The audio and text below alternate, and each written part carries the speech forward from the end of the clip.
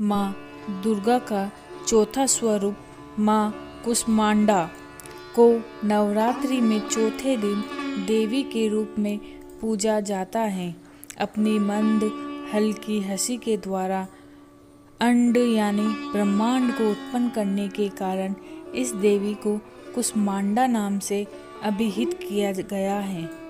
इस देवी की 8 भुजाएं हैं, इसलिए अष्टभुजा कहलाई। इनके 7 हाथों में क्रमशः कमंडल, धनुष, बाण, कमल पुष्प, अमृतपुल, कलश, चक्र तथा गदा है। 8वें हाथ में सभी सिद्धियों और निधियों को देने वाली जपमाला है। इस देवी का वाहन सिंह है और इन्हें कुम्हड़े की बलि प्रिय है। संस्कृत में कुम्हड़े को कुष्मांड कहते हैं, इसलिए इस देवी को कुष्मांडा कहते हैं। माँ कुष्मांडा की कथा प्रारंभ करते हैं।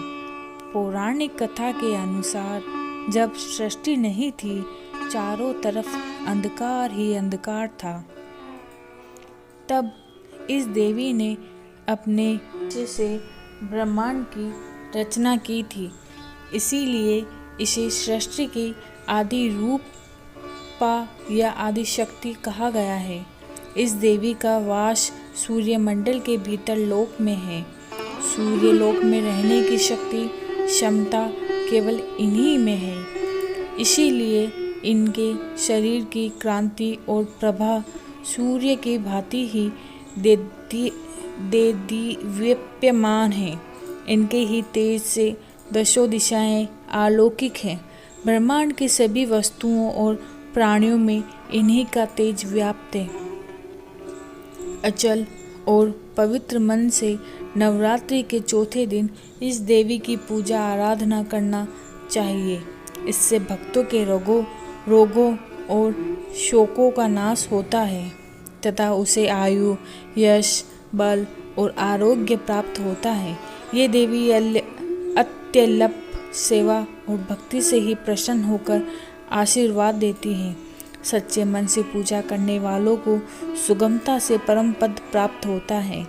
विधि विधान से पूजा करने पर भक्त को कम समय में ही कृपा का सूक्ष्म भाव अनुभव होने लगता है। ये देवी आराध्यों व्याधियों से मुक्त करती है और उसे सुख, समृद्धि और उन्नति प्रदान करती है। अतः इस देवी की उपासना में भक्तों को सदैव तत्पर रहना चाहिए। नवरात्रि के चौथे दिन माँ कुष्मांडा की पूजा करना अर्चना की जाती है। कुष्मांडा माँ सूर्य से संबंधित दोषों को ठीक करती हैं। जिन जातकों की कुंडली में सूर्य नीच का हो, उन्हें कुष्मांडा की पूजा से लाभ होता है। जय हो माँ कुष्मांडा।